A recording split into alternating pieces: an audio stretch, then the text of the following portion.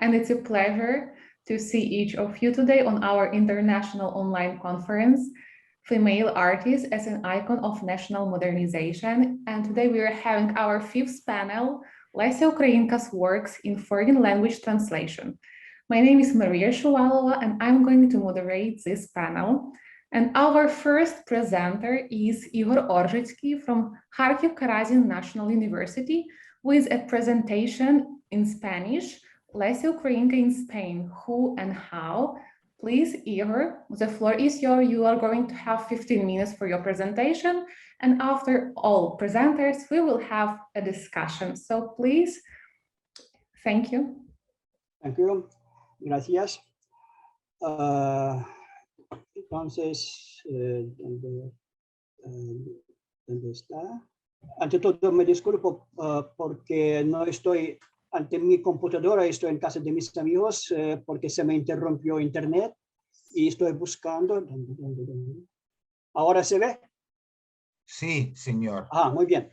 Entonces, mi ponencia se centra en las traducciones de Lesia Ukrainka al español.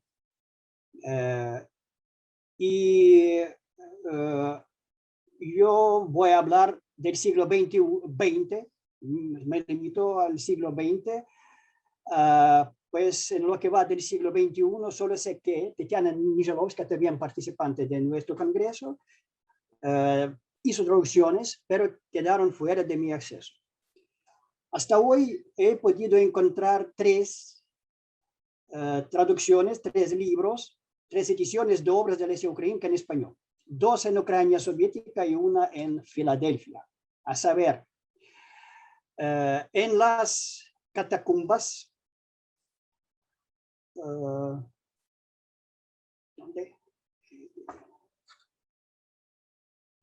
En las catacumbas, poema dramático, Kyiv, editorial Mistetstvo, 1971, y Esperanza, poesías, Kyiv, editorial Dnipro, 1971 también, pues claro, fue el año del primer centenario del nacimiento de la poetisa. Y el drama en 6 actos, Dueño de Piedra, aparecido dentro del libro multilingüe Lesia Ukrainka in Translations, editado en 1988 en Filadelfia por the Commemorative Committee to Honor Lesia Ukrainka, para rendir homenaje a los 75 años después del fallecimiento de Lesia. Ante todo, les brindo algunas características técnicas que no carecen de interés.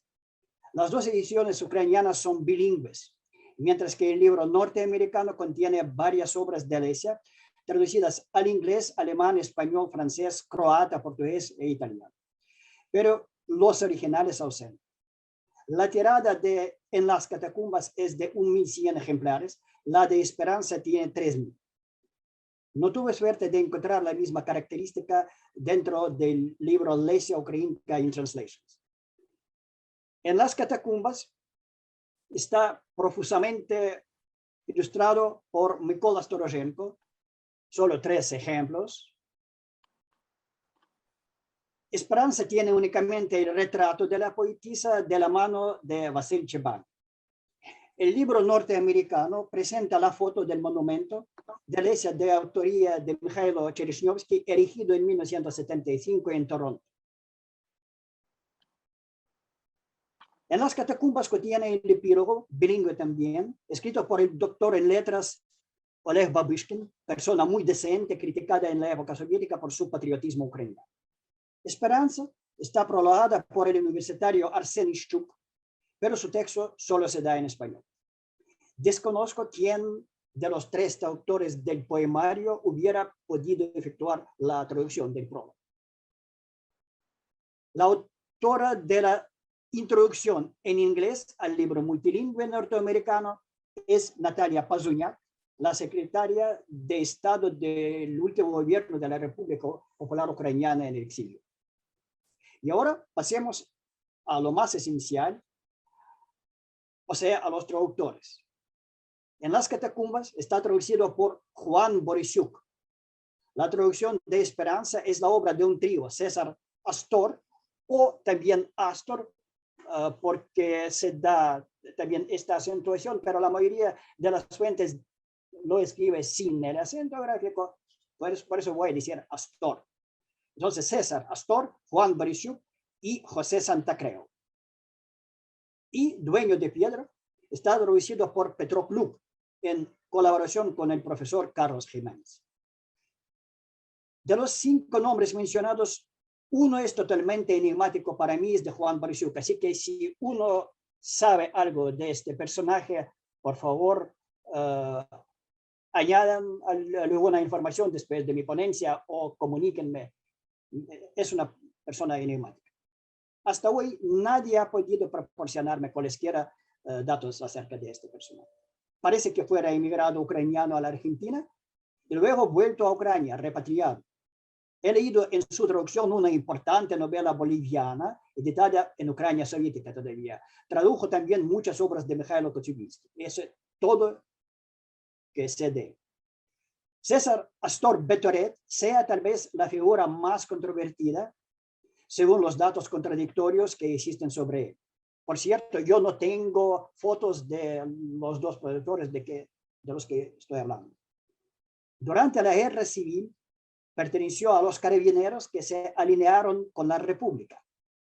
Tras sufrir una reclusión después de victoria de Franco, fue puesto en libertad provisional y luego participó en la División Azul, de la que desertó en el territorio soviético, alegando su deseo de combatir contra el fascismo. Astor entregó los planos que llevaba a los oficiales del NKVD, que le interrogaron y se ofreció a colaborar con la causa comunista. No obstante, se negó a dirigirse a sus excompañeros desde un altavoz y quedarse en el servicio de propaganda. Lo explicó así: me negué por 2 motivos. Mi familia, que seguía en España, y el capitán de mi compañía quería evitar a aquella, su familia, posibles represalias, y por su lado el capitán se había portado muy bien conmigo y probablemente había influido en promocionarme ante sus superiores, por lo que pensé que podía perjudicarle si yo cedía a las peticiones de los soviéticos. Luego fue traductor de ruso y de francés, tradujo al castellano a Boris Pasternak, entre otros. Colaboró directamente con el NKVD en diferentes campos de concentración soviéticos, participando como intérprete en los interrogatorios a los divisionarios allí presos. Es mencionado muchas veces por mandos de la División Azul para ponerlo como ejemplo de traidor. Sin embargo, hubo también alguna que otra opinión más equilibrada sobre él. Cito: Astor, a pesar de su rechazo del franquismo y de la División Azul, elogia siempre a los mandos que tuvo en la unidad. Llegaría a tener un gran aprecio al último de los capitanes que mandó en su compañía y reitera que los divisionarios se portaron de forma admirable con la población civil rusa, fue cerca de Novgorod, con la que incluso compartían la comida. Fin de cita. Finalizada la Segunda Guerra Mundial, trabajó de intérprete en el Inturist y profesor de español en Odessa, y también traductor de la editorial Progreso.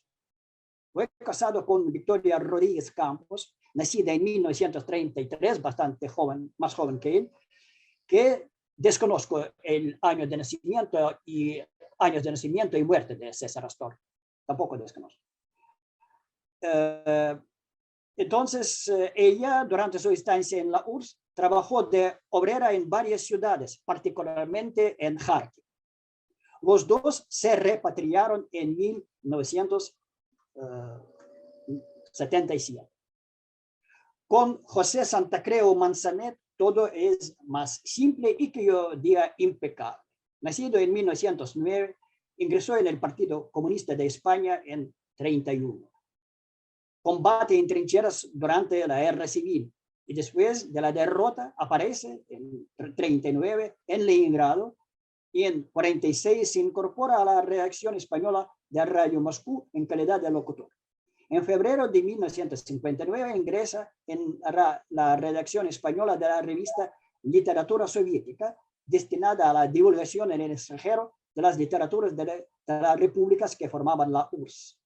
Fallece en Moscú el 8 de julio de 1970. Además de Lesia Ukrainka, tradujo también a Taras Shevchenko.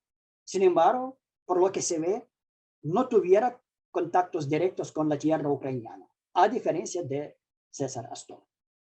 En cuanto a Petroclub, quien falleció en 2019 en la edad de 97 años, otra información la debo a la benevolencia de Alexander Pronkevich, antiguo combatiente nacionalista, emigrado a España. Él sostuvo la tesis sobre la literatura ucraniana, la temática española en la poesía ucraniana, dirigida por Pilar Palomo en la Universidad de Madrid en 1971. El estudio repasa el imaginario don juanesco en las obras de Spiridon Cherkasenko y Lesia Ukrainka. Otros temas tratados por Klug en su tesis son el papel de Iván Franco en la difusión de Ucrania de las obras de Cervantes, de Calderón, López de Vega y de los romances españoles. Klug analiza también el imaginario español en las obras de Natalena Koroleva, escritora ucraniana que nació en España. Entre otros hechos de su biografía relacionados a España, tenemos la traducción del libro Camino de Perfección de Santa Teresa de Ávila. Lamentablemente, nada puede referir acerca de su colaborador en la traducción, el profesor Carlos Jiménez, de quien no poseemos datos algunos. Y ahora nos toca echar una mirada crítica a la calidad de las traducciones que poseemos. Comencemos con el drama en las catacumbas. Recordemos que la pieza de Lesia no está rimada, escrita en pentámetro iámbico con terminaciones tanto agudas como llanas. Se debe reconocer que el pentámetro iámbico no es muy propio de la métrica española. Es más bien una métrica inglesa, aunque el poeta chileno Nicanor Parra sí que pudo flexibilizarla en su traducción de El Rey Lear, publicada en 2004. Así que no vamos a hacer mucha crítica a la métrica de esta traducción, pero sí que el traductor hubiera podido encontrar soluciones más felices para atenerse al ritmo elegido por la poetisa. Y reparemos también en algún que otro error gramatical. Les pido que lean. Vemos aquí un evidente error gramatical, pues debería ser televeren de ser posición del demonio. Además, con este error, al traductor le falta una sílaba, pues en el original las tenemos 11, mientras que en la traducción aparecen 10. Me atrevo a cambiar el metro y una palabra de la versión española y creo que sonaría mejor así. Televeren de estar posesa del demonio, padre. En de estar solo tenemos 2 sílabas por la sinalefa. Entonces, televeren de estar posesa del demonio, padre. Otro ejemplo es un error que se me permite decir eucarístico y huele a herejía. Він тут мені не раптом, я йому готовий мити ноги, ми зажили святого тіла і крові у купі при однім столі. En español, aquí, bueno, no lo leo, sino que digo, transubstanciamos en las mismas aras el pan y el vino santo. El problema es que la transubstanciación o transustanción en ucraniano pereistochina o perosutnia es la conversión de toda la sustancia del pan en la sustancia del cuerpo de Cristo y de toda la sustancia del vino en la sustancia de su sangre. Esta conversión se opera mediante la eficacia de la palabra de Cristo y de la acción del Espíritu Santo. Se basa en el sentido literal de las palabras de Cristo en la última cena. Esto es mi cuerpo y mi sangre. Así que es un misterio, algo sobrenatural. Por lo tanto, el patricio y su esclavo, que no son ni Cristo ni Espíritu Santo, no pueden transubstanciar nada. Lesia dice zajili, o sea, comimos, por lo cual, manteniendo el mismo ritmo, podríamos suplantar esta herejía por la simplísima frase comimos juntos, que sonaría muy equirítmica. Comimos juntos en las mismas aras. Mi tiempo es limitado y tenemos 2 libros más, así que paso al breve análisis del poemario Esperanza. Sucintamente, yo caracterizaría la labor de los 3 traductores del libro de forma siguiente. Las traducciones de César Astor son poco menos que perfectas. Las de Borisiuk pasables y las de José Santacreu insuficientes. Solo voy a ocuparme hoy del análisis de cómo los 3 traductores solucionan el problema de la rima. Como ejemplo de la técnica filigrana de César Astor, les invito a leer la primera parte del corto poema Lágrimas Perlas, Сльози Perle, dedicado a Iván Franco. Entonces aquí 2 primeras estrofas, un medio minuto, y paso a 2 últimas, porque no tenemos tiempos. Además de que la traducción es muy exacta, me encanta cómo el traductor pudo solucionar el problema de la rima del último verso en cada estrofa, que no es más que una sola palabra trisílaba. Eso me hace recordar la famosa copla de Pie Quebrado española, solo que en esta el último verso es de palabra tetrasílaba. El único reproche al traductor podría ser la última rima en la segunda estrofa. En Lesia siempre es llana y a César Astor en este lugar le salió aguda, oigore a dolor. Pero es mi único reproche, claro, que soy algo cominero. Respecto a Juan Borisiuk, lo que no le sale siempre bien es atenerse al acento de las rimas usadas por la poetisa. Es cosa bastante frecuente que él sustituya rimas llanas por las agudas. Así, en el motivo antiguo, Nadavni motivo, en que Lesia solo usa rimas llanas o paroxítanas, Borisiuk 3 veces traduce con rimas agudas o oxítonas, hasta que llega a la última estrofa para rimarla entera de forma oxítona. Acentuación aguda. Encontramos también algún que otro malentendido. Por ejemplo, en el poema Siendo niña muchas veces, як дитиною бувало, la frase «Y otot zirvates maya gostra zlobna epigrama» está interpretada por el traductor en el sentido opuesto. Es probable que se corte tan maligno epigrama, pues el maligno epigrama, según Lesia, no debe cortarse, sino pronunciarse. Por lo cual, me parece que la traducción adecuada debería ser «Y por poco se me escapa un maligno epigrama». Sin embargo, en otro caso, Borisiuk le hace una justa enmienda a Lesia. Para no dificultar al lector español la interpretación propia de Lesia del mito de Niobea, decimos aquí, que en la mitología griega no es hija de Prometeo, sino de Tántalo, el traductor añade a la palabra espiritual. Y хочу горе закована, все ж я дочка Прометея. Y aunque me duela, soy hija espiritual de Prometeo.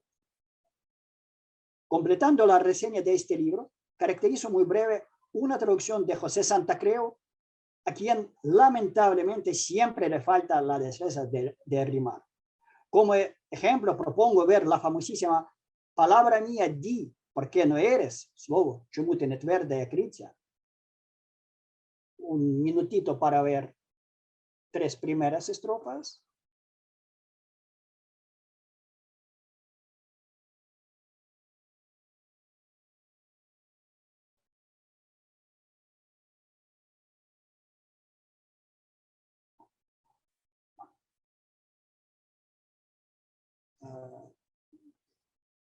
Parece que hay y 3 últimas.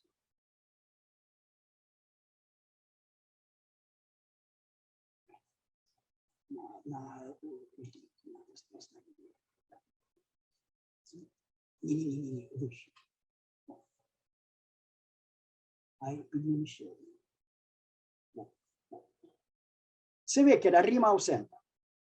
Sabemos que la rima tradicional española propia de la poesía medieval, de los romances, de poesía medieval y de los romances, poesía de autores y de los romances, es mayormente asonante. La rima consonante se considera rima culta, se popularizó desde el siglo XV sin que desapareciera la asonante, mientras que los clásicos ucranianos prefieren la rima consonante. Nosotros decimos tochna. Entonces, el traductor habría podido efectuar una sustitución equivalente utilizando siempre la rima asonante. Es posible. Sin embargo, como vemos, solo hay una rima asonante en la quinta estrofa. Espadas, palabras. No hay más rimas. Y al final, dueño de piedra, introducción de Petroclo. Sería maravilloso si algún teatro español se decidiera a poner en escena este drama de Lesia.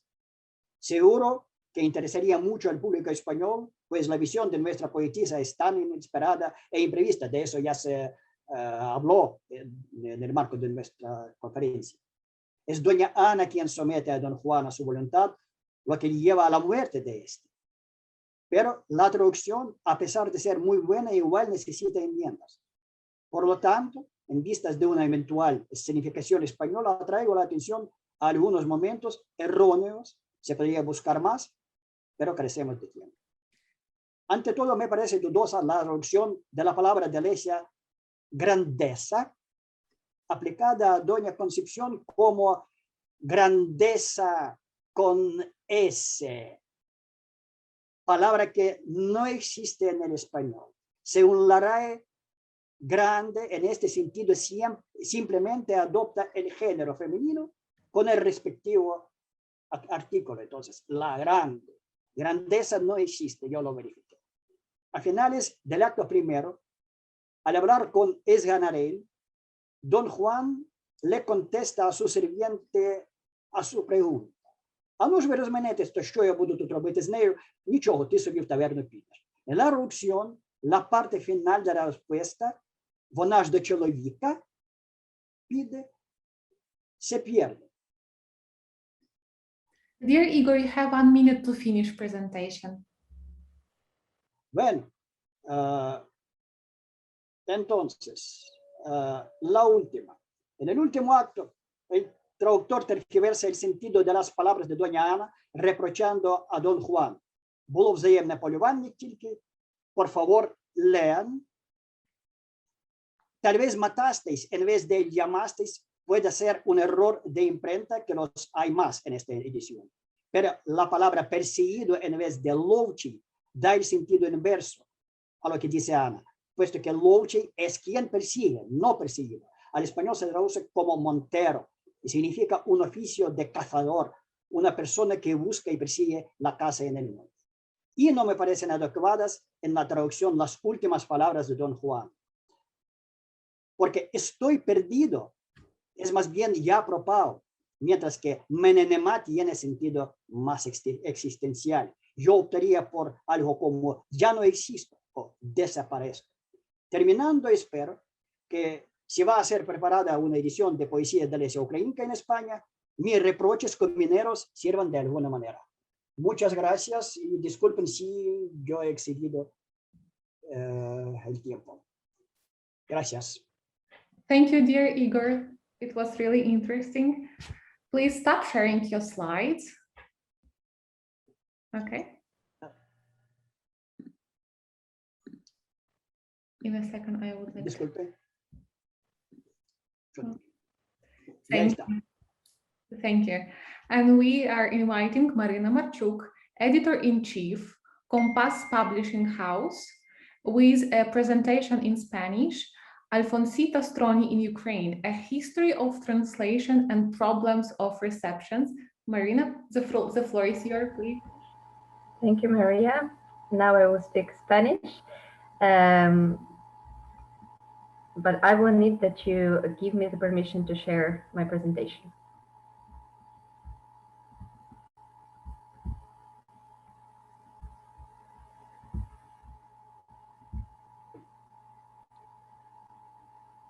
Is it working? Muy bien. Sí, se ve bien, pero se escucha un pequeño sonido en el fondo. Pero no puedo hacer nada con este sonido. Bien, Es porque sonidos de la calle. Y sí, es Sevilla, ya. sí, es Excuse Sevilla. me, excuse me for interruption. Can you hear me? Just one of our panelists, Olha Vorobei, is asking for permission to present now because she has a poor internet and not sure about whether she could do her presentation later. Maria, this information is to you, please. Thank you. Thank you for notice. I'm okay with that if Maryna Marchuk doesn't mind. Yes, of course. I'm also okay with that. Thank you. Thank you, dear Maryna. So we're glad to introduce Olha Vorobei, Shevchenko National University, with the presentation Chinese translations of Lesia Ukrainka, Approaches and Perceptions. Olha, thank you for joining. The floor is yours. Thank you. Good afternoon, and thank you for giving me permission to start my presentation right now, because it was a really unexpected trip to Caspian Mountains, and now I'm going to speak about Chinese translations of Lesia Ukrainka with a fantastic view in the middle of nowhere. Okay, so can you give me the permission to share my screen? Okay, thank you. And while I'll share my screen, my video camera will be turned off. It's because I'm sharing from my cell phone.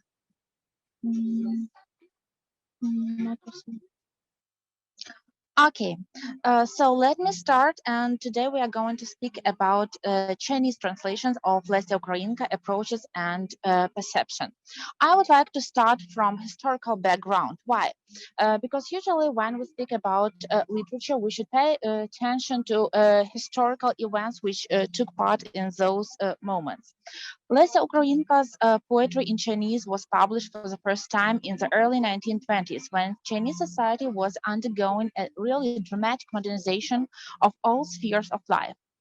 Political events that determined the values, needs, and goals of Chinese society at the beginning of 20th century were on the one part the Xinhai Revolution, which was in 1911, 1913, and the Xinhai Revolution led to the overthrow of the Manchu Qing dynasty.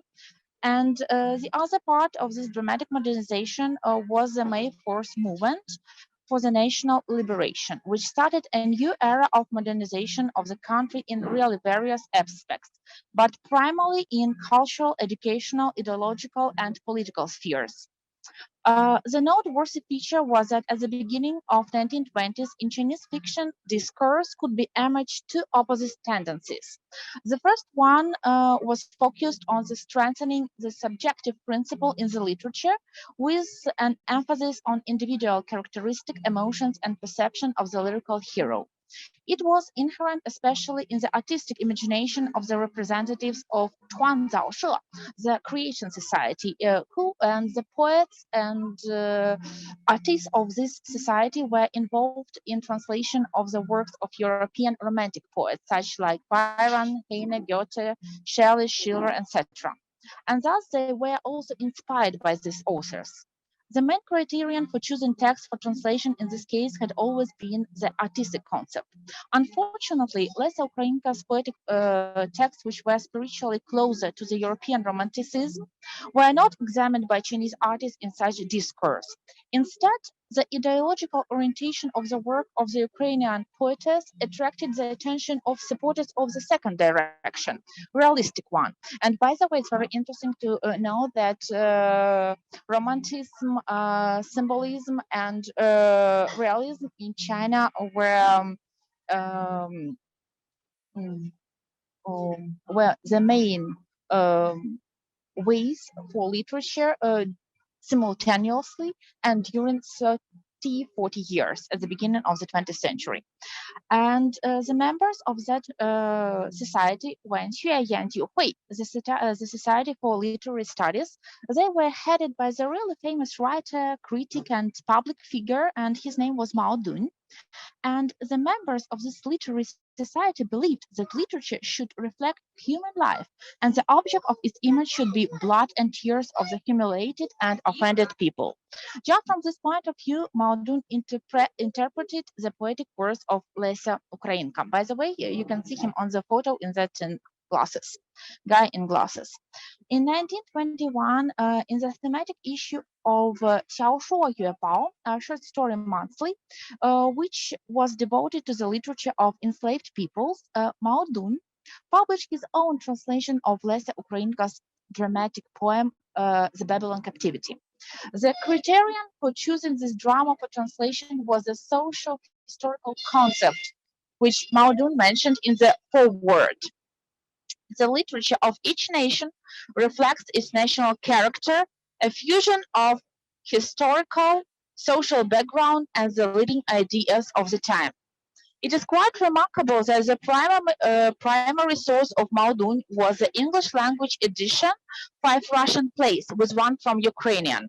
By the way, I would like to mention that all poems and works of Lesia Ukrainka, which were translated into Chinese, they were made not from Ukrainian, but with the help of Russian or English languages. The compiler and translator of this edition, Sir Roberts, in the foreword described Lesia Ukrainka as a European author who overcame the narrow ultranational framework of writing, and he underlined that Babylon captivity represents the enslavement of the Ukraine by its powerful neighbors, but its style is a victory. This idea probably influenced the interpretation of the poem translated by Mauldin. In this issue, Lesia Ukrainka's work represents Ukrainian literature as a component of the European artistic space of those people who fought for their self-determination. Here we speak about Poland, Czechoslovakia, Finland, and others. Mauldin added general comments that the Ukrainian people, they always fought back the invaders, and from generation to generation, they passed their song heritage with also a kind of historical chronicle. By the way, Mauldin in this issue also translated Ukrainian wedding songs. Go on. Further interpretation of Lesia Ukrainka's works in China, especially since the late 1940s, was provided within the scope of the official discourse of Sino, or rather Sino-Soviet literary relations, which have reached the most intensive development and covered all known types of interaction. Thus, in 1949, on the 35th anniversary of Lesia Ukrainka's death, her 5 poems were translated by Gebao Chuan. By the way, Gebao Chuan is the most prominent translator of Lesia Ukrainka's work in China, and he decided to publish, to translate and to publish her 5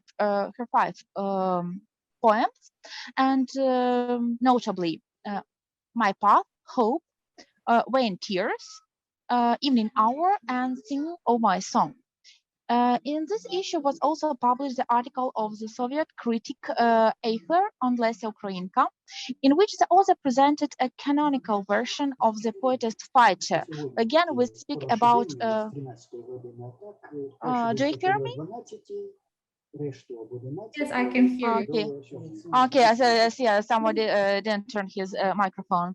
Okay, so again, we see here the image of poetess Fighter. She is a follower of Taras Shevchenko ideas, and in such view, Chinese people thought about Lesia Ukrainka not as about lyrical poetess, but really it was an emblematic statement, by the way, by Ivan Frankov, who taught about Lesia Ukrainka, that she was the only man throughout Ukraine. And in this image was very,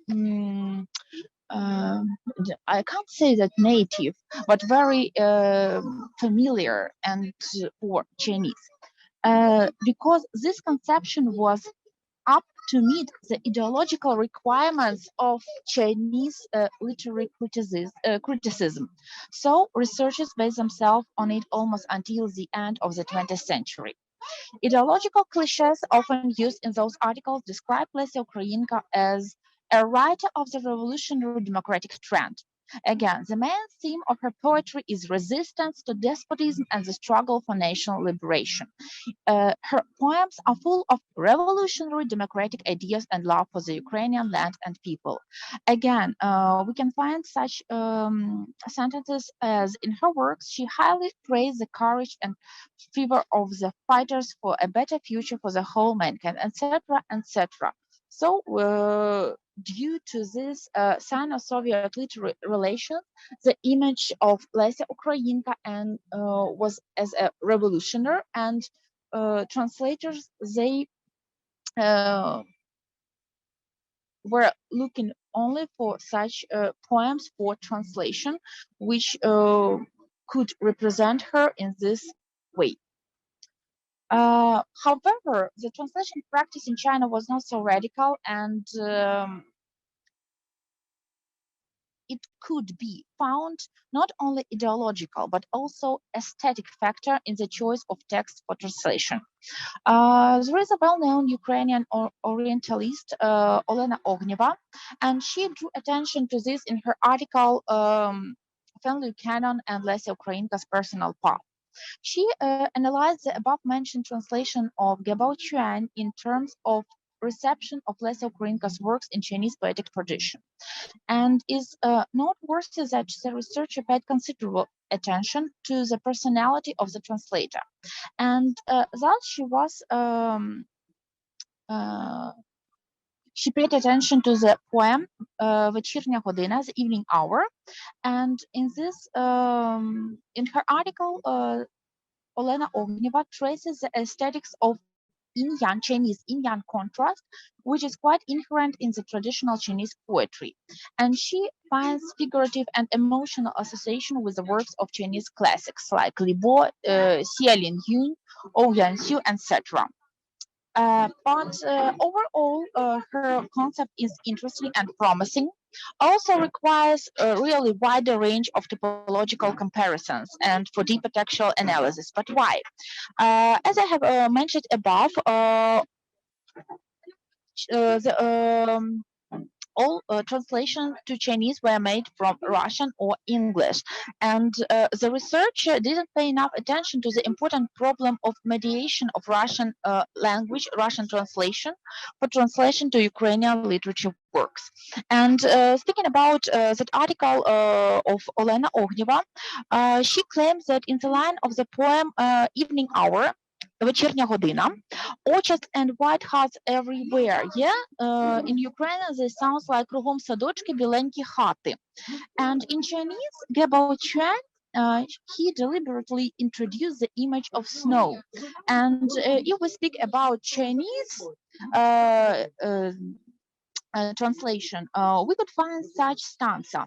Gardens are all around, and hearts are more beautiful, than snow. So we here in this translation of Gebao Chuan, we can find the image of snow. But in order to complement the image of the night, according to the Chinese poetic tradition, we should understand that this image of snow was added by Russian translator, and there is no snow in the poem written by Lesia Ukrainka.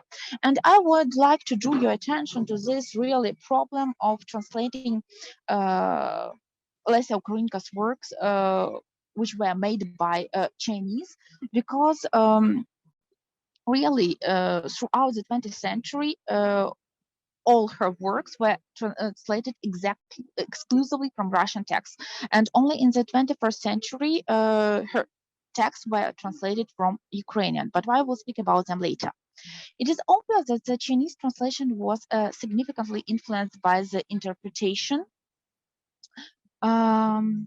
of Russian translators, and sometimes they even changed the text of the original quite freely.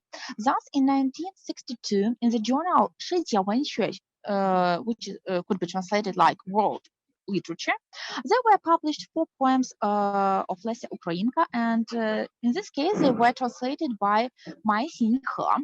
And in the afterword, the Chinese translator noted that in the Russian translation of the poem «Хто вам сказав, що я слабка», Russian poet Maryna Marchuk added the last line to make the idea of the poem sound more complete. In this way, the last stanza took the following form. And meanwhile, I shall stay alive like sea waves in the doldrums that seem to sleep and will not revive. But the sea is longing for the surf. Given the fact that Lesia Ukrainka crossed out all this unfinished stanza in the poem, it becomes obvious that the translator distorted the author's idea. Maryna Marchuk reconciled the image of the lyrical heroine, of the lyrical hero, with the official concept of a really strong woman fighter. And again, we see here the Chinese people try to make the image of Lesia Ukrainka more revolutionary, because it was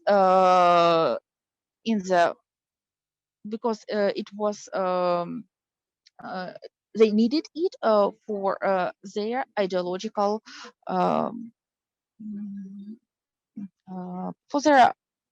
ideological literary criticism.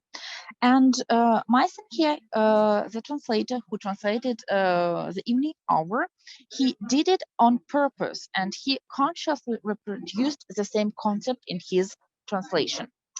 In the 1980s, the ideological climate in China began to change, and society was going through the really traumatic experience gained during the Cultural Revolution in 1966-1976. And literature reacted symptomatically to these events, and the main problem, first of all, in the poetry was rethinking of history and human existence from humanistic positions, and the recognition of the value of the human personality and the complexity of its inner world. In this regard, in 1987, in a specialized issue of Soviet literature and art, in Chinese it sounds like Soviet Veni, devoted to Ukrainian literature, were published the early lyrics of Lesia Ukrainka, translated by another translator, Chinese Lan Man. And the sad mood, allegorical imagery of the most poems even evoke some maybe association with Chinese mystic poetry. It was quite important and mainstream for Chinese writers to write in the discourse of Chinese mystic poetry. And quite important, there is a feminine discourse that appears in those translated poems. And the image of revolutionary is already back, put back. And we see that really it was a wind of change of in reception of the image of Lesia Ukrainka's poems. And some Lesia Ukrainka's lyrical hero in these poems, she feels girlish, maybe confusion of her existence, maybe some romantic confrontation of fate and choosing a life path. And finally, love experience willed by allegorical images. The short lyrical digression in the reception of the poetic world of the Ukrainian poetess was replaced in the 1990s. And here you see the Hillary Clinton on the conference, the 1995 Fourth Conference on Women. And she said that human rights are women's rights and women's rights are human rights. And this conference, which was held in Beijing, marked a significant turning point for the global agenda for gender equality. The event revealed extensive contacts between Chinese scholars and feminists around the world, as well as stimulated the development of gender literature in China.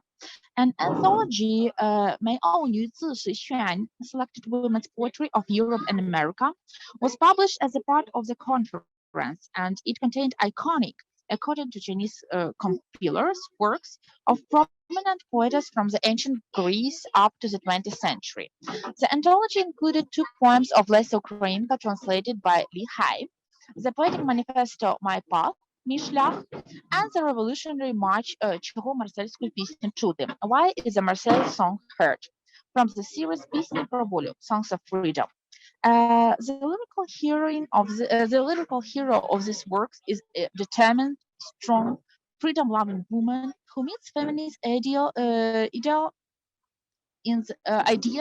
in any national environment, and she has the characteristics of a woman warrior who in Western culture is associated with the phenomenon of Joan of Arc.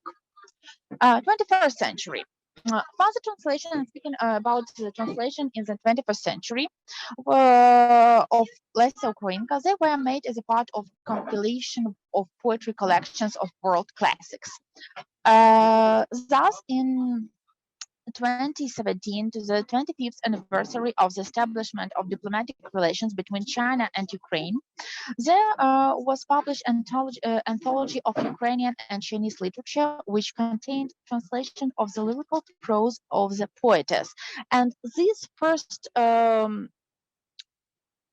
lyrical prose, they were made from Ukrainian, and really they needed to be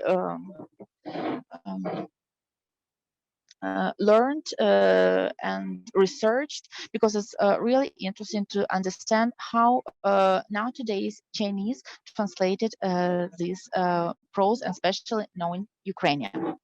The total number of Chinese translation of Lesia Ukrainka is about 30, and they could be found in the publication Lesia Ukrainka in the World of Translation.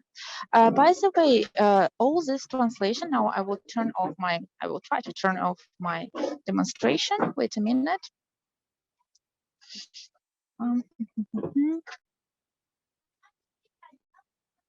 Okay, I'm here with you. So all these translations, they really could be found in the book Lesia Ukrainka in the World of Translation, and all of them were collected by me, because up to these days there were no these poems in one book, and I spent maybe a year and a half chatting with museums, trying to find those old magazines, journals, and trying to look to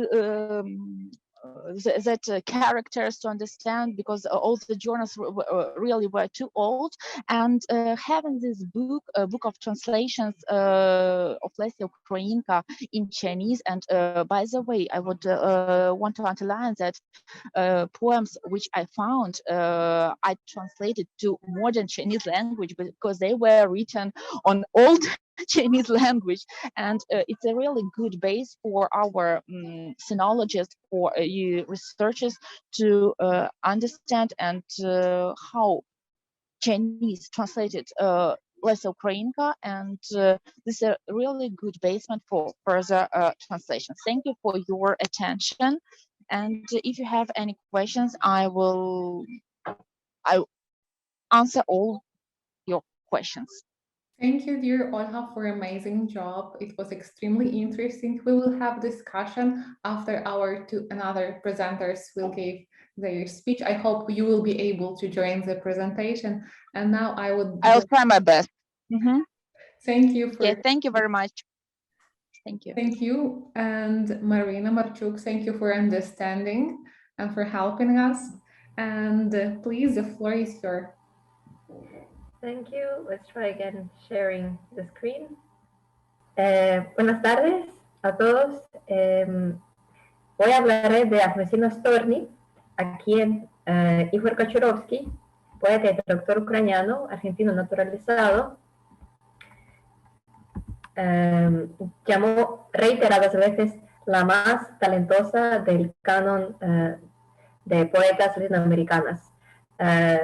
De las tres poetas latinoamericanas. Las otras dos, como pueden suponer, son Gabriela Mistral y Juana de Ibarbourou.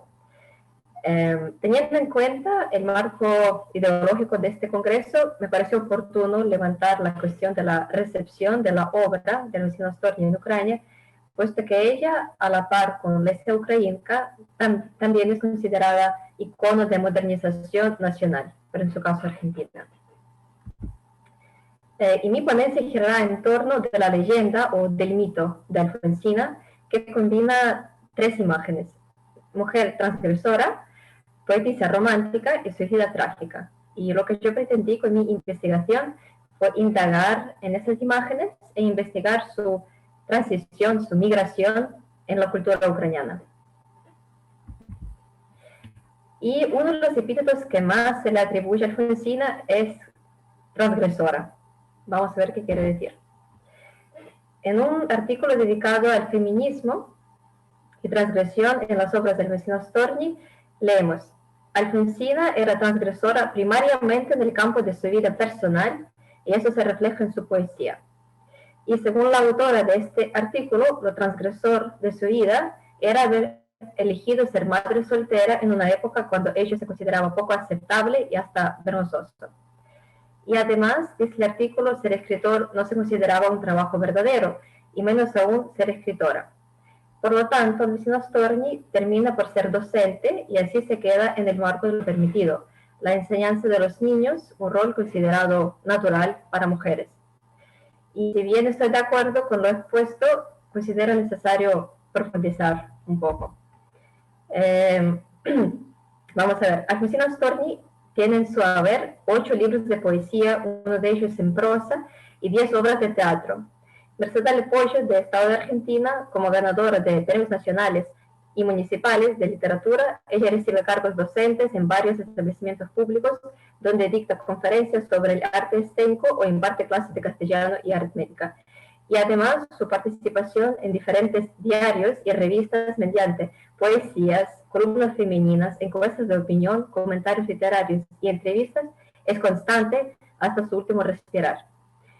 Y yo quiero destacar el hecho por el que tendemos a identificar a Alfonsina Storni como icono de modernización, pues ella fue una de las primeras escritoras profesionales que hizo la carrera y obtuvo un rotundo éxito en el mundo de las letras, modernizando la percepción de la mujer en la sociedad culta.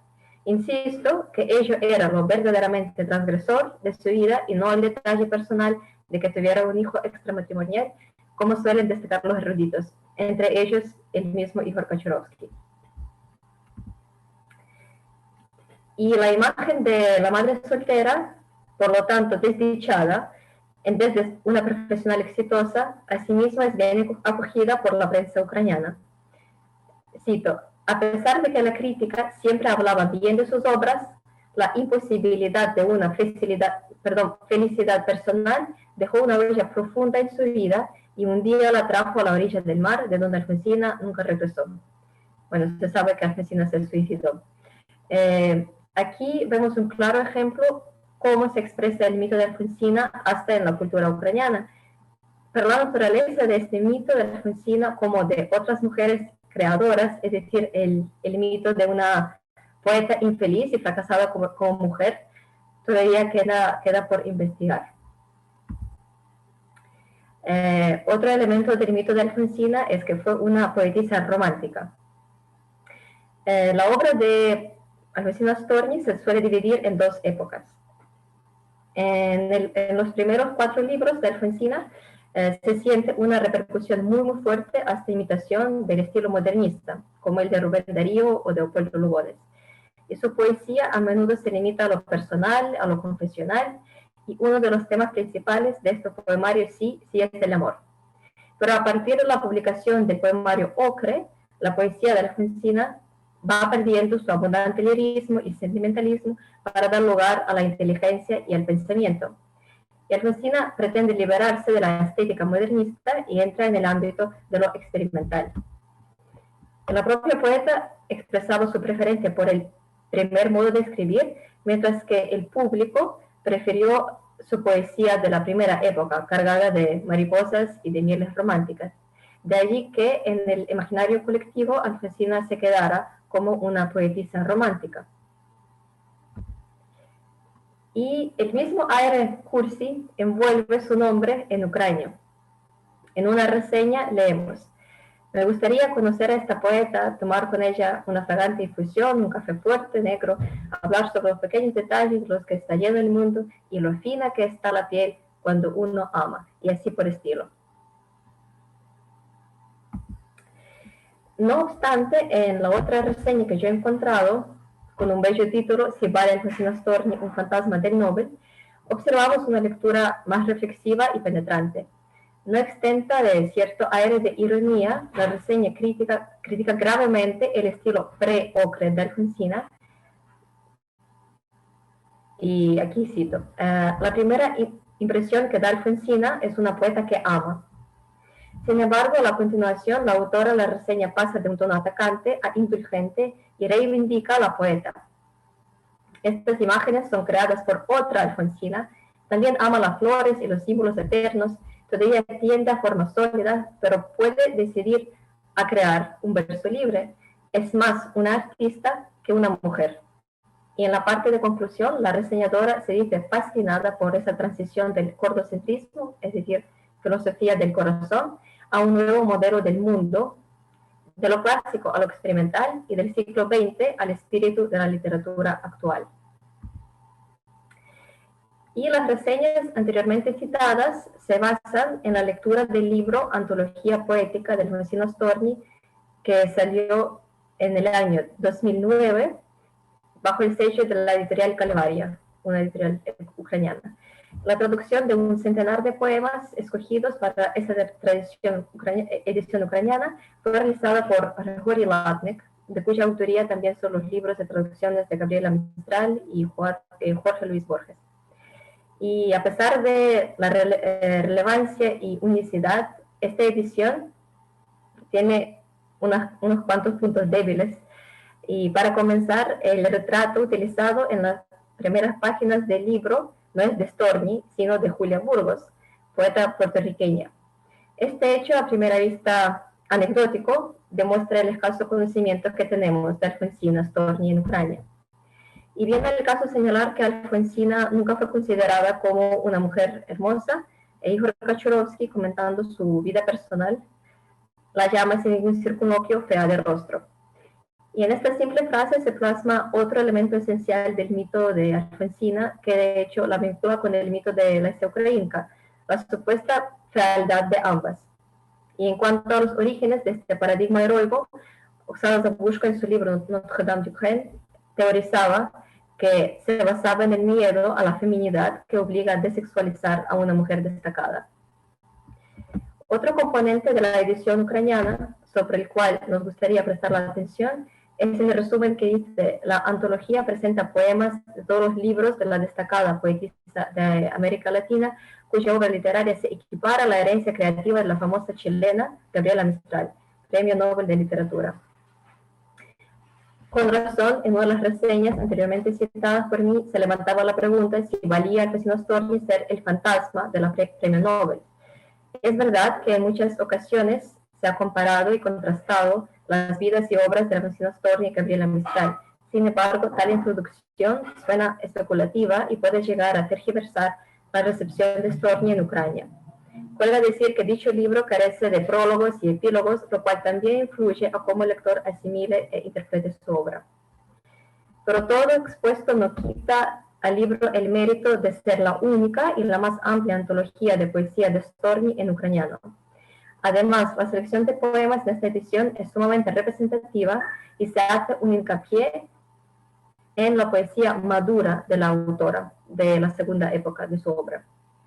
Todos los traductores que habían trabajado con la obra de Storni antes de la edición de Calvaria, Igor Orzhitskiy, Olha Krystalska, solían escoger para la traducción los poemas de la primera etapa de la trayectoria de la poeta. En la breve antología Ramo de Oro, Orzhitskiy presenta por primera vez a Storni al público ucraniano y la mayoría de los poemas de Storni que el traductor incluye en su libro vienen de los primeros poemarios, salvo los que tratan del tema del suicidio.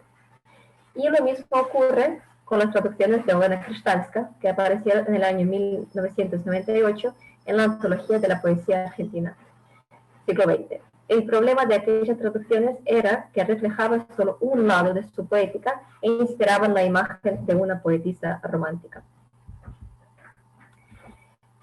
Y de la herencia poética de Alfonsina Storni, traducida al ucraniano, podemos hallar hasta traducciones paralelas del mismo poema. Y no es de sorprender que la historia de traducciones de poesía de Alfonsina Storni al ucraniano conozca hasta 4 intentos de acercarse al poema de despedida de Alfonsina, que se titula Me voy a dormir. Ígor Orzhitskiy precisa debajo de su traducción la última antes del suicidio, poesía de Alfonsina, mientras que Olha Krystayska la llama el testamento poético más conmovedor. Desde el punto de vista genérico, se trata de una forma clásica de un soneto, pero sin rima. El poema en sí demuestra de una manera muy sutil la postura artística de Alfonsina, su manifiesto. Ella queda a caballo entre la tradición y la vanguardia, y entre las 4 traducciones ucranianas que he encontrado, debo constatar que una no logra captar y transmitir ese detalle tan significativo y elocuente. El poema traducido por Olha Krystayska presenta rimas. La expresión poética y formal de precisamente este poema, Voy a dormir, se encuentra no en la rima, sino en su textura rítmico-métrica. Y los demás traductores, Latnik, Kocharovsky y Esdir, siguieron lo más fielmente posible al texto de partida e intentaron trasladar su melodía al conservar el metro en decasílabo del original y al repetir su ritmo y otros medios melodiosos. No obstante, el verdadero desafío de traducir este poema se esconde en la dificultad de transmitir con mayor rigor su emoción, sin caer en trampa de patetismo y morbosidad, ya que al fin y al cabo se trata de una nota de suicidio. Alfonsina tenía cáncer, pero fueran como fueran sus motivos de morirse, no se revelan en el poema. Lo que se revela es el estado de ánimo que emana amor, ternura y confianza en la vida y en la naturaleza. La poeta con serenidad se entrega a ella. Desgraciadamente no podemos constatar que en todas las traducciones ucranianas del poema Voy a dormir estén reflejadas con plenitud esas complejas emociones y reflexiones. Las traducciones de Latnik y Krystayska, por ejemplo, pecan de inexactitudes y excesos verbales. Los que supieron encontrar técnicas para no sesgar los últimos versos de Alfonsina, en mi opinión, fueron Ígor Orzhitskiy y Olha Krystayska. En sus traducciones se conserva el tono original del poema, esta voz serena, estoica, pero no resignada, la que reta y convida a no olvidar y tenerla presente.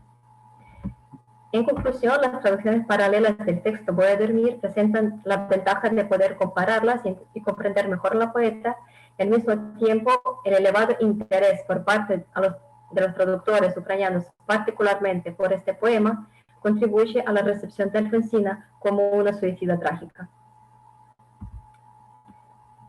Y a modo de resumen, Alfonsina fue traducida al ucraniano en varias ocasiones y ya es parte del proceso literario nacional. Sin embargo, su recepción en Ucrania es problemática. En primer lugar, al contrario de lo esperado, hemos encontrado una abundancia de traducciones al ucraniano y de diferente calidad. Pero con todo, esas traducciones son prácticamente indecibles y poco comprensibles para el lector ucraniano, puesto que carecen de una debida crítica literaria, una interpretación, divulgación, etc. Segundo, al problema de la limitada comprensión de la obra traducida de Alfonsina Storni se le suma el mito de su vida o de su muerte, que fue trasladado también a la cultura ucraniana junto con las traducciones. Este mito revela ciertos paradigmas universales de heroización de una mujer creadora, que de hecho emparenta Alfonsina con Lesia Ukrainka y otras tantas escritoras destacadas cuya imagen fue y sigue siendo sesgada debido quizás, entre otras razones, al pensamiento patriarcal.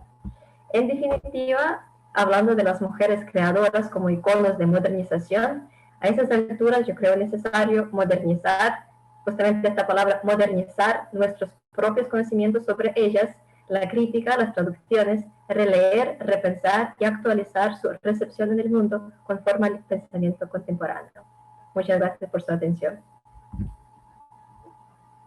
Dear Maryna, thank you for interesting presentation.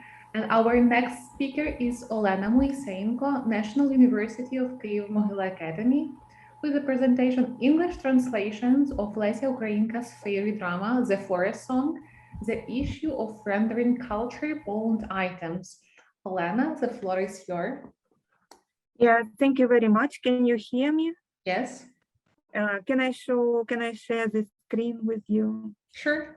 So in her creative writings, Lesia Ukrainka integrated the most characteristic national Ukrainian features with the universal concepts. Лісова пісня, The Forest Song, is an example of, Лісова пісня, The Forest Song, is an example of such integration. In The Forest Song, written in 1911, Lesia Ukrainka showed her poetic imagination, her mastery of choosing universal themes, and the profound understanding of human psychology. The fairy drama is based on the popular Ukrainian legends, stories, and folk songs familiar to Lesia Ukrainka from her youthful days. Film UA Group launched the project on creation of the 3D animated feature film Mavka the Forest Song. It will be produced in Ukrainian and English, and within the framework of the project, Kyiv Book House presented a series of books dedicated to the future release of the animated feature film Mavka the Forest Song. The series includes a new edition of The Forest Song by Lesia Ukrainka, both in Ukrainian and in English, featuring cover art from the film, and you can see it on your screen. The rights to the English translation of the original drama was provided by an American theater director and translator with Ukrainian background, Sverlana Tkach. It was published as a separate book along with the original of Lesia Ukrainka in Ukraine in 2018. The translation was made together with American poet Wanda Phipps in 1991 or 1992 and was awarded the prestigious National Theatre Translation Fund Award. To adaptation of the translated play, Sverlana Tkach staged in New York. The publication of the translation attracted my attention, and I reread Lesova Pisnya and its translations. The drama was translated several times, and among the translators are Gladys Evans, Vera Rich, Percival Candian. The translation of drama has been an important subfield in the work of literary translators. For translating a drama, the translator must take into account the performance factor. The translator is therefore faced with viewing drama as literature and as an integral part of a theatrical production. The words spoken on the stage are seen to constitute only one element in a theater production, along with lighting, sets, costumes, and music. Such requirements for drama translation increase the challenges faced by translators on strategies of translation of culture-bound terms. Culture-bound items in the source text can present problems for translators, especially if there are notable differences between source and target cultures. Two strategies of translating culture-bound lexemes were developed in the theory and practice of translation: domestication and foreignization. Domestication is often used to refer to the adaptation of the cultural context or of culture-specific terms, and foreignization to the preserving of the original cultural context in terms of settings, names, clauses. The Forest Song is deeply rooted in the Ukrainian culture. The world audience has the opportunity to acquaint with the Ukrainian culture. The purpose of the research was to analyze the strategies used by translators of the Forest Song to translate the extra-linguistic culture-bound items in the description of characters. Two English translations of the drama were analyzed, the latest one made by Sverlana Tkach and Wanda Phipps, and the translation by Percival Candian, published in 1950. The intention of the presentation is not to criticize the translators, of course, but to pay attention to some cultural details lost in translation. And let's consider some examples.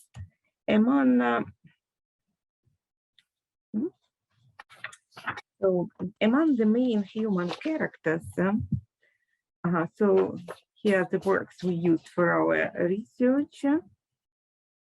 Well, and among the main human characters of the drama are Lev and Uncle Lev and Lukash.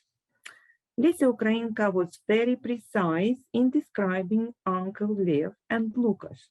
She says, Лев уже старий чоловік, поважний і дуже добрий з виду. По-поліському довге волосся білими хвилями спускається на плечі з-під сивої товстяної шапки рогатки. Убраний Лев у полотняну одежу і в ясне сиву майже білу свиту.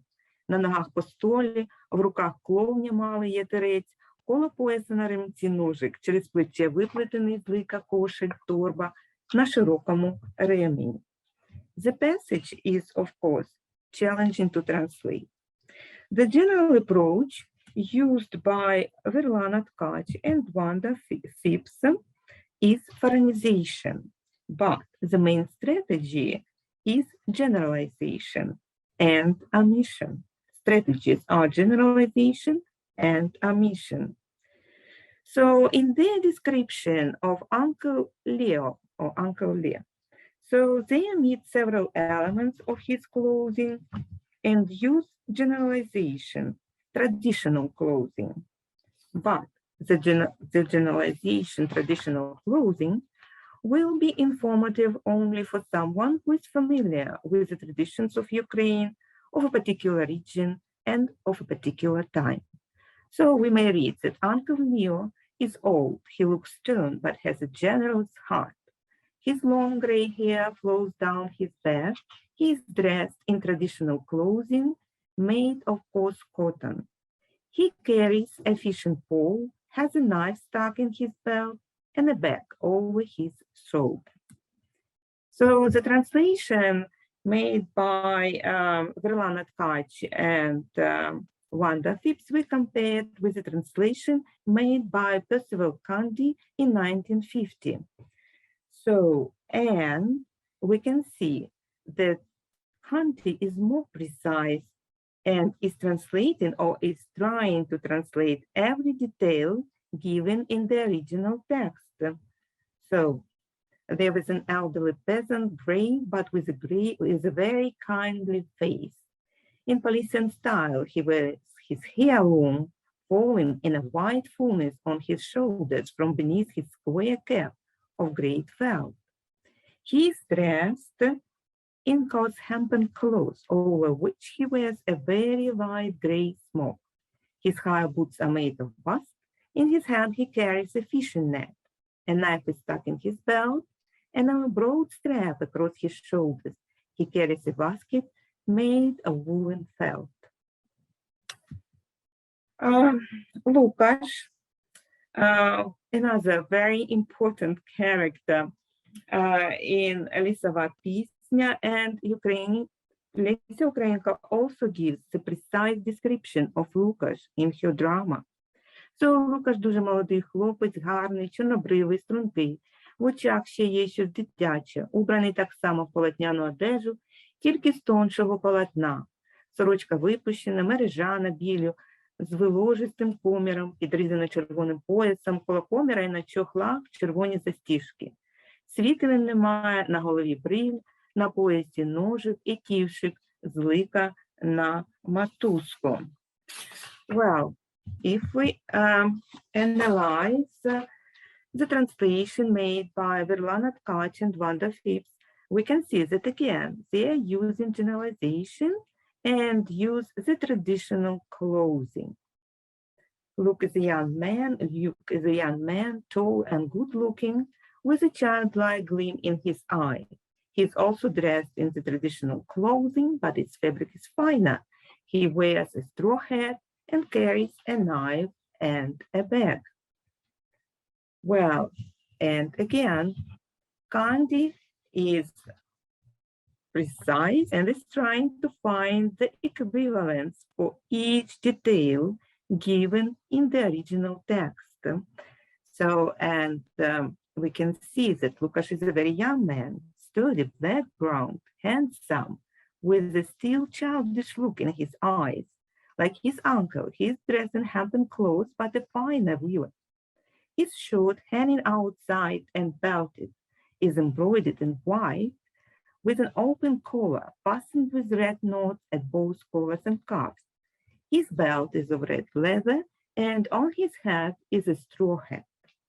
A knife is stuck in his belt, and there is a small pouch hanging from it on a string. Well, the mythological characters also have important cultural elements in their clothing. For instance, Русалка польова. Lesia Ukrainka describes her in the following way. Жита раптом виринає русалка польова, зелена одіж на ній просвічує де-не-де крізь плащ золотого волосся, що вкриває всю її невеличку постать. На голові синій вінок з волошок, у волоссі заплутались рожеві квіти з куколю, ромен, березка. The Ukrainian wreath is a type of wreath, вінок, which in traditional Ukrainian culture is worn by girls and young unmarried women. Like most Ukrainian folk dress, the вінок has significant symbolic value, and only specific flowers were used. Lesia Ukrainka uses cornflowers. The flower is believed to protect against evil spirits and misfortunes. Ukrainka also describes other flowers in the hair of Rusalka Polova. Ukrainka again is very precise. She describes every flower. We can pay attention to that.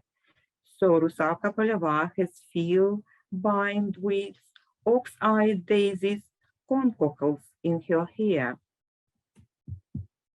Well, but in the translation made by Verlana Tkach and Wanda Phipps, we may see that they omit several elements.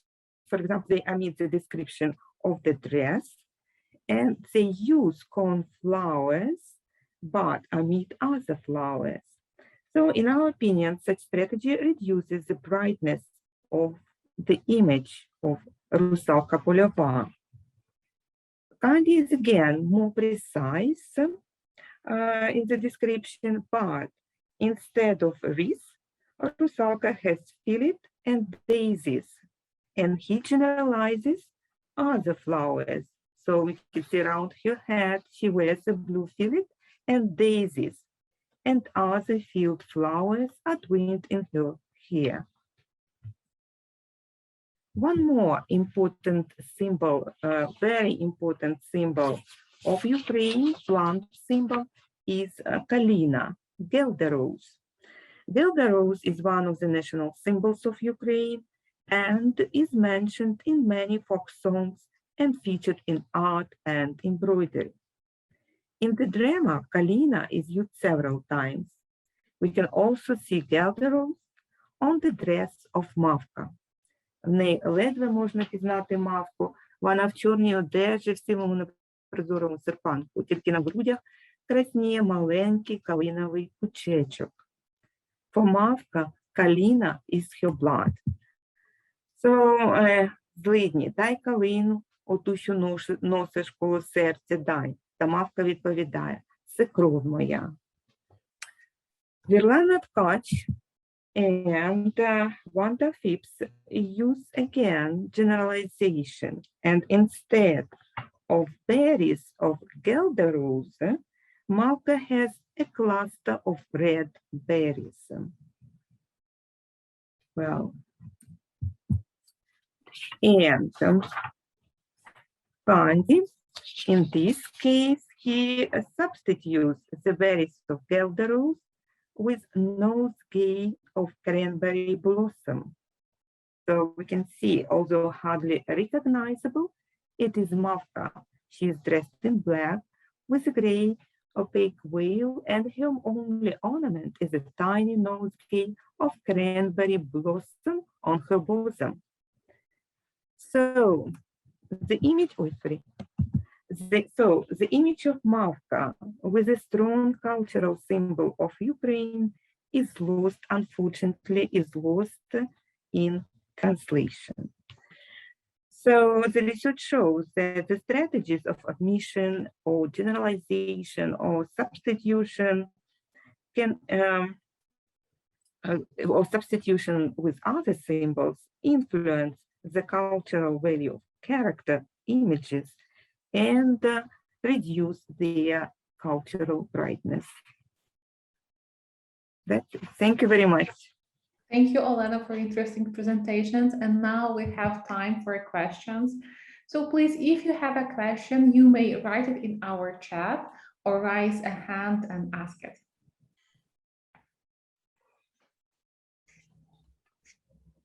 You may ask all our presenters. If you are asking a question in Spanish, our Spanish moderator, Alexander Pronkevich, will help us with that. So please ask your question in English or in Spanish. I will do my best. I'm better now than I was. Okay.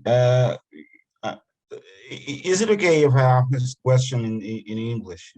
Yeah. Well, Ígor Orzhitskiy has one question. Okay, he can. Mi pregunta es para Maryna Marchuk. Maryna, ¿cómo te parece? ¿Cuál de los traductores, la primera pregunta, cuál de los traductores de Alfonsina Storni es más literal, digamos? No tanto poético como literal. Y la segunda, ¿cuál es tu opinión de la calidad de traductores de Latnik? ¿Cómo tú lo aprecias? Gracias. Vale, gracias por su pregunta. Para mí el más literal fue Latnik, de hecho. Aunque a veces, lo que yo decía en mi ponencia, en sus traducciones aparecen como excesos verbales. Por un lado es muy literal, pero por otro a veces mete palabras que no están en el texto original. Y en cuanto a su calidad, pues lo que yo aprecio mucho en las traducciones de Latnik es que él tradujo toda una antología poética de ella y metió en esta antología poemas de los últimos poemarios suyos, que es de mucha calidad poética de Alfonsina. Ya, pero en cuanto a la traducción, en cuanto a la calidad, yo prefiero siempre las traducciones de Ígor Orzhitskiy. Ellas a mí me suenan muy, muy certeras y muy, muy poéticas. Y reflejan muy bien el tono, la emoción de Alfonsina. A pesar de que es un nombre, ¿no? Sus traducciones se suenan al compás con el original de Alfonsina. Gracias, estoy contigo en lo que se refiere a Kocharovsky. Sí, yo lo apruebo. Gracias. I will translate in brief words. The question was about what Maryna thinks about quality of translations and some whether the approaches of Latnik, this is the family name of the translator, so just if his approaches towards translating the poetic works of Alfonsina Storni so were adequate, and when they discussed the quality, and the main idea that Latnik has a tendency to do word for word, or to make word for word translation, like literal translation, and then this is a very important problem, Okay. I have a question, but I will ask it. I have a question for Olga Vorobei, but I will ask it after Virlana. I'm listening. So I told her that I will ask you. We have the question which is before me. Virlana will ask a question, and then I will ask you. Okay.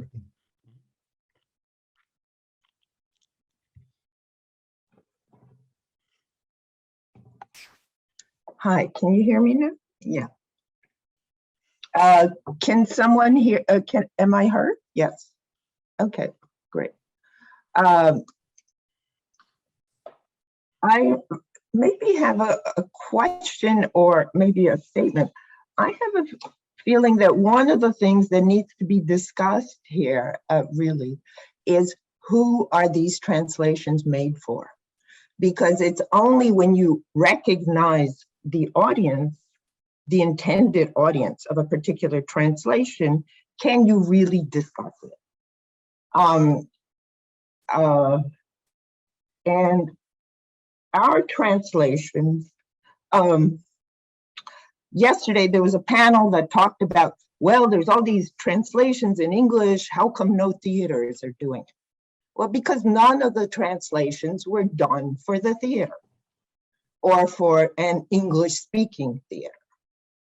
And that is a huge difference, the audience. I mean, most of the audiences for most of the translations of Lesia Ukrainka in English were done for readers.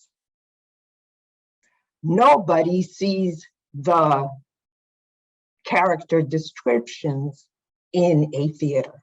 Nobody. I mean, the staff does, maybe. So maybe it is worth including huge introductions, you know, like of many pages to a set designer, to a this, to a that, to talk about this. They cannot be general translations. They can be only translations for a particular audience. That's what I think. My translation with Wanda was done with one goal in mind, to stage it with young Americans. And we did. We've now done 5 translation projects based on this translation. We've used different parts of it. They had different themes because that's the way I approach theater, but that's besides the point. Each one of them really was based in this translation. And I think this is the important thing to consider, is who the translation addressed and was it successful in doing this? And if the translation, I mean, I found the Chinese one fascinating in this one, to talk about the different interpretations that happened because of the different audiences it addressed, the differences in the translators. And I think if we want the play to perform, then we have to really address that in the translation, not to talk about what is lost, but rather how it can speak to a whole different audience. And I think that is really the important thing with, if we do not do that as translators of Lesia Ukrainka with her dramas will never play anywhere. Because as wonderful as Percy Kundi's translation was maybe for 1950, I cannot judge, I was not born then, but it is funny when you read it today in places where it shouldn't be, because language has changed so much. And I think Dorothy Lefsey's is much more successful on that level because she's a poet, she speaks, but it's still not a performance translation that you can talk about. And Lesia Ukrainka has one other issue, which is she is a playwright who did not get to do her plays in a theater. And this is a huge difference. The great playwrights of the world, which we're always saying, how come she's not one of the greats? Shakespeare, Molière, Chekhov even, were distilled during the performance tradition, the performances, and distilled their plays. So they really became like architectural plans that then could be built in many different ways, because the driver then is action, not talking, which is what plays require. And there's a lot of talking in Lesia Ukrainka. And what I have found in almost every production is you can throw half of it out and you're better off with it. The way you are with Shakespeare today, because we have changed as an audience. We no longer listen for 5 hours to a play. An hour is plenty. And how do we follow a line? There are so many different lines you can follow in a Lisa piece. So that's just my 2 cents. It's really, I think we need to talk about who these translations were made for. Thank you, Maryna. It's an honor to have you and to discuss this topic with the translator. Thank you so much. And do we have an answer for this comment or another comment for No, as for me, you did an excellent job. I really appreciate your translation, and I was very impressed with the translation. But as for the audience, so the book is published. It is now on Amazon, for example. Oh, you cannot get it. They have tried, but that book is not the first publication. The first publication was in 2008 in Lviv, actually. It's an anthology of ours. I see. He just asked us for reprints for 1,000 for free, and I was stupid enough to give it to them. But no, you were not stupid. A beautiful cover. And yesterday I checked, and there is a note that only 17 books left, you know, in blue. Well, I mean, the University of Winnipeg has been trying to buy it for the last half year for their students. And they can't do that. And I was it doesn't work for some reason. And the other thing that happens is I've been to Kyiv several times. I couldn't buy it. So I don't know what they did with it, quite frankly. All right. It was difficult for me to find it here in Kyiv. Yeah, I found it. I spent a week or 2 weeks. Yeah. I don't know what the story is with that. But I have, because of that, we're hoping to actually get it published someday, because this is not a publication as far as I'm concerned. Thank you so much. Thank you. Thank you very much for your deep analysis. No, it's not very deep, but some elements. Thank you. Thank you for these questions. And we had a question from Alexander Kronkevich. If Olga is So we have 2 more questions, please. I will be the last one to say a few words. I don't want to take time. Okay, so our next question is from Su Yuswan, please. Thank you. My question goes to Dr. Vorobei.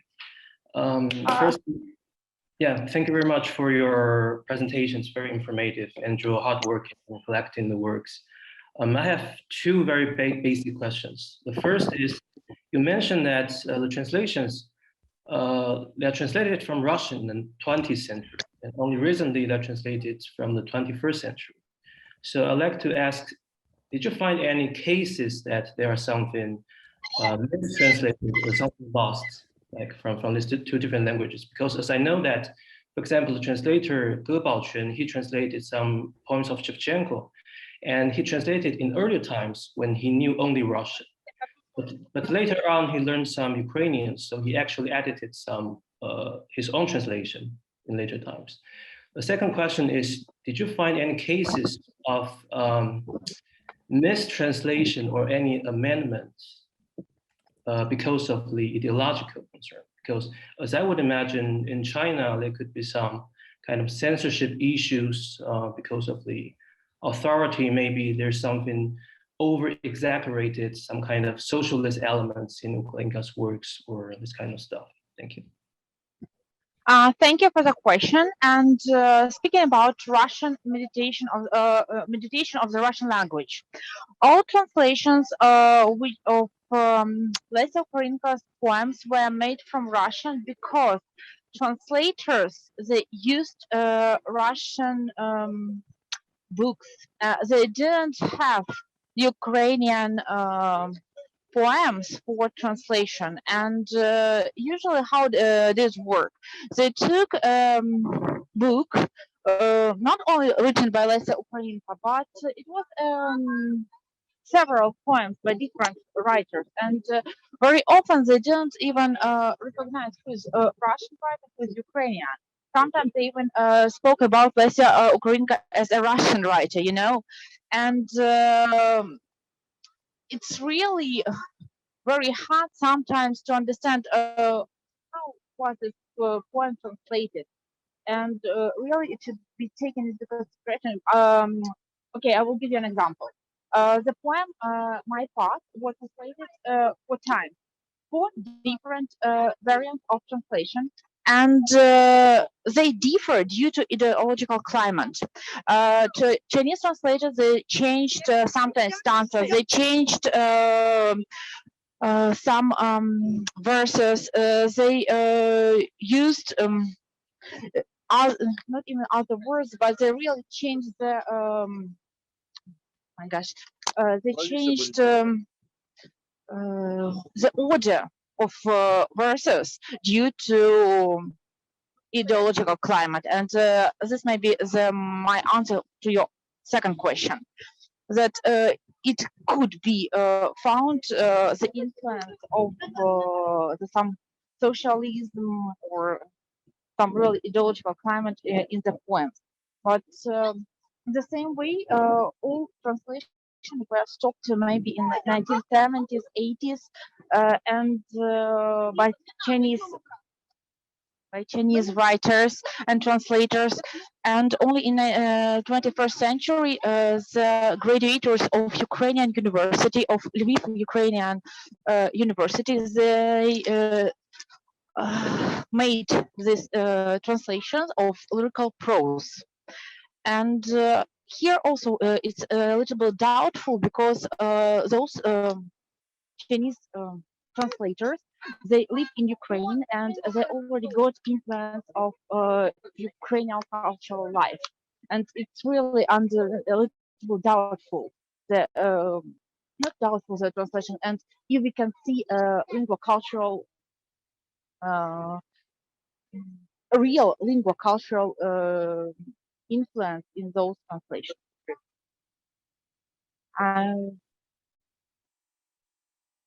That's all.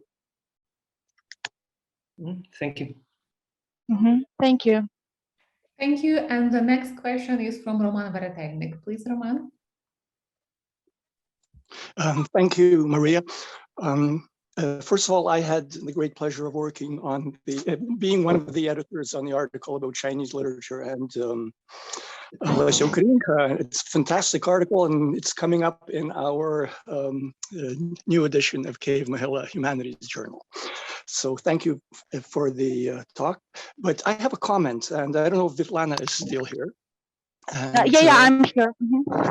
Vitlana, first of all, thank you very much for all your incredible work throughout the past decades of the theater you've been doing, including Ukrainian theater. But I believe I was the person who made the comment that Lesia Ukrainka has not been staged. For instance, I think Maria had a question about Upushchi in the wilderness. Why hasn't it caused interest? Now, I agree with you 100%, Vitlana, that the language issue here is a major one. That is, translating for the stage is much, much different. There's no argument about that at all. However, there's a huge other component to this, because if we look at even Mr. Beckoffer's book, he calls Chekhov a lousy dramatist. He calls Lesia Ukrainka a great dramatist. So at the head start of this, at the beginning of the 20th century, the English-speaking world can't really wade its way through what's good and what's bad. And if we look at something like Hemingway's A Movable Feast, I think we have the discussion there of Hemingway and Ezra Pound saying how lousy the Russian works are into English.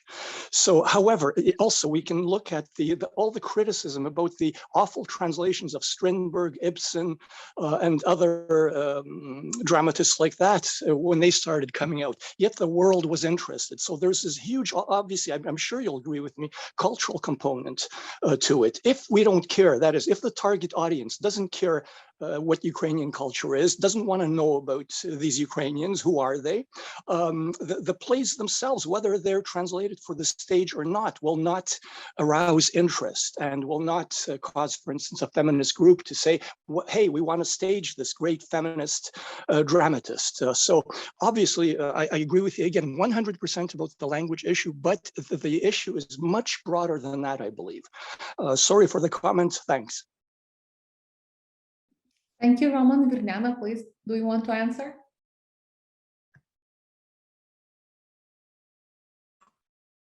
Oh, here. Yes. Well, each of these playwrights that you mentioned had an interested group in the theater world that promoted it. And promoted it not as a text, perhaps, but as a way of playing. So Chekhov first of all, arrives in America with Stanislavski, and people are interested. And Constance Garnett, who was a relatively okay translator in the 20s still, but it doesn't catch on until way later. And why? Because actors who are interested in the Stanislavski method, which there's a whole argument about whether it was or not, but it's a theater world issue that actor training programs start using scenes from Chekhov to what? To make the point that not everything, that acting is about acting in the pauses, that you don't need to say everything, that actors are saying one thing, doing another. And Chekhov's an excellent example of that. Of course, they played all originally realistically, and then only later begin to discover the comedy of it all. And that's partly because of what's going on in the Soviet Union. So you have this introduction of Chekhov in acting 101 around America in the world, in every classroom because of that. So of course they're then going to stage Chekhov plays because they feel they have a handle on it. The same way people have, classes in Shakespeare. And it's not the literary classes in Shakespeare so much that will introduce Shakespeare as the acting classes. So that is a real important element to understand who is the carrier of that trend. So it's not that they're great writers and everybody else is terrible. It is they have become part of the canon of teaching theater. And that is a very hard canon to break into. So that is one thing. And the other thing is it takes a couple of very successful productions to get people interested in. And we've had some, we are a small theater, so it's not that, but there've been then theaters on the West Coast that somebody came and saw the show, liked it, and then they did it. So I'm not the only one who's staging my translations. There are other groups. I've been in touch in particular with one because they asked us for PDFs of our play and blah, blah, blah, blah, and it went on and on and on. So I know lots about them, but I've heard about others also. And that is I don't know how else you get American public to see, plays other than being introduced in theaters by it. And we have a very different, theater system, which doesn't have repertoire. We play a play for 6 weeks or 3 weeks, whatever your contract is, and you're not allowed to do it again after that, So we don't have those kind of national repertoire theaters that you have in Ukraine that then would include something like that. So new plays tend to be what people do. Thank you, Svetlana and Roman, for your comments. A lot of things to think about we have after your discussion. And next question is from Alexander Pronkevich. It's not actually a question, and I would like to, because in 10 minutes we will have to go to another session, but I would like to say a few words in defense of the Spanish translation of Lesia Ukrainka's Stonehost, because I thank you very much, Svetlana, for speaking about what we term as speakability. When the play is translated into a foreign language, you see the translator has to take into consideration that these words have to be pronounced, they're supposed to sound organically on the stage, and so on and so forth. And from this viewpoint, by the way, the Spanish translation of the Stonehost is very good. And it sounds very Spanish, and it was created for the Spanish audience, and they deleted, the two authors of the translation, Petro Kluk, the Ukrainian, and the Spanish professor who helped him, they deleted some elements from the play. For example, they say Don Juan, but not Don Juan. Yeah, because Don Juan is not possible for the Spanish audience, or they do say Donna Ana, but not Donna Ana with double N, because just it's incomprehensible for the Spanish audience. But in general, the play is very good, and it's a pity that it has not been staged in the Spanish-speaking world. Now I'm sending messages to all people, like to Mexico, for example, to the Ukrainian embassy in Mexico, or to the Ukrainian embassy in Spain. Okay, please, let's do something, at least on this on the student level, because I included a video made by two Ukrainian girls, from the translators of Kharkiv University, where Ígor teachers, and so and this and everybody could hear. It sounds very organic, you know. It's a very good Spanish text. Okay, I don't think we have too much time. Maybe one very quick question for Ígor, if he confirms my conclusion about my impression that this translation is really good. It was really created for theater. Ígor, ¿qué piensas sobre este tema? Ya te entendí, bien, pero yo contesto en español. Me parece igual debe ser leído y releído y corregido, porque como he dicho, hay errores de imprenta tal vez, porque palabras mataste y llamaste no compaginan, ¿sí? Y además hay palabras, hay formas gramaticales que tal vez este profesor español, quien ayudó a Petropluk, simplemente no los advirtió. Y así, sin embargo, el ritmo del habla de los personajes es muy bueno. Aquí de acuerdo contigo. Por tanto, yo creo que este drama puede ser